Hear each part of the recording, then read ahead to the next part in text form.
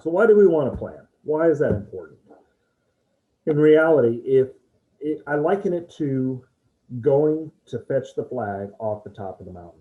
If we don't know which flag to go get, if we don't know which mountain to go climb, if we don't know how tall it is, what's the conditions, all of those things, how can we ever succeed? How do we know that the business is actually going to get what we wanted out of it?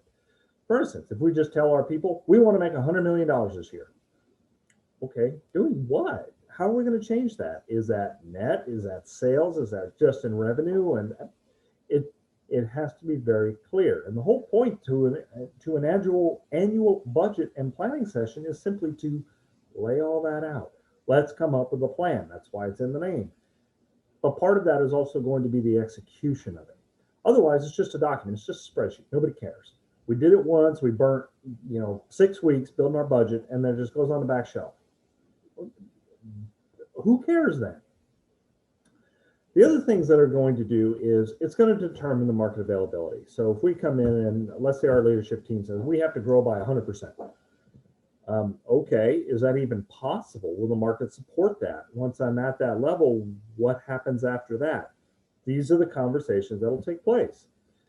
We have to realize the financial implications because I may be able to get to $100 million in revenue, but if I have to spend $500 million in cost to get there, well, it doesn't make sense. So why would we do that? Finally, we're going to end up coming up with areas of risk. And really the piece I want to focus on with areas of risk is mitigation plan. That's exactly what it is. In order for us to hit our goals, I have to be able to convey that out to our employees. And frontline employees, I'm a huge proponent that the people we hire are just as smart as we are, and they really do want to try and do the right thing. If you have folks on your staff that you do not feel are in the boat rowing with you, it's time to make a change. If they're not the right people, get the right people in your organization. They might be super nice people, but if they're not helping, we need to make some changes. But we can talk about that a little bit as well. So the whole point, as I had mentioned, to a business plan is simply to build a roadmap. It is no different than open up your phone and opening up Waze or Google Maps or Apple Maps. We're just trying to find our way to the end, and the end really is growth. We want the business to grow. We want it to be sustainable. We want it to be here and continue to thrive. We want our employees to succeed. That's what we're after. But instead of just having this in our heads, well, let's make it a little more concrete than that. Let's actually develop documentation and a strategy and hold folks accountable to executing it. Otherwise, it's just an idea. It's a tree hugging session that isn't really going to drive value for the organization. So how are we going to do that? Well, there are 7 different steps, and many of us have had the opportunity or have been tortured into doing our budgets, and they don't really have to be painful. Now, the main reason budgets tend to be painful is we're trying to get to an end number and we're not sure how to do it. So if we kind of take a step back, and this is a different approach to doing our budgets. Personally, I always start off with our objectives. What is it we're trying to do?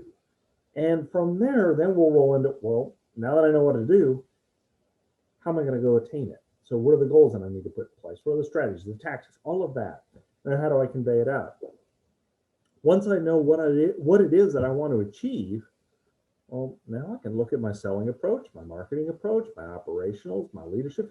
All of that tends to start from that objectives and strategies box, and then it simply flows around. Once we have clear objectives and strategies, doing a budget and doing a plan, really not that hard. The hardest part is getting everyone to agree on those objectives and strategies.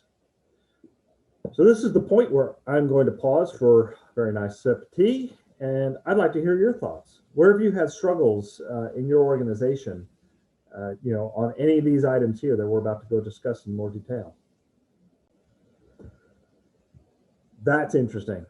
Stephanie, when you had mentioned that we spend almost 3 months building our plan, but none of our annual reviews are tied to anything that we just spent literally a full quarter developing.